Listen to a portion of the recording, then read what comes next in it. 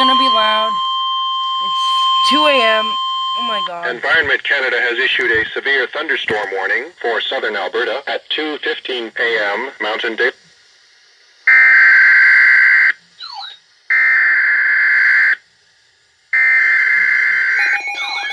Environment Canada has issued significant weather bulletins for regions in the broadcast area. Stay tuned for further information. Environnement Canada a émis un bulletin de conditions météorologiques importantes pour les régions dans la zone de diffusion.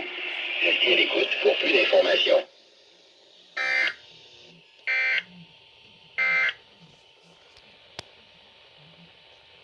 Environment Canada has issued a severe thunderstorm warning for southern Alberta at 2:15 a.m. Mountain Daylight Time, It's Saturday, 2 in June the 13th, morning. God damn it. 2020. A severe thunderstorm warning is issued for Foothills County near Cayley, Foothills County near Blackie, Vulcan County near Arrowwood, Harrington and Queenstown, and Vulcan County near Vulcan and Ensign.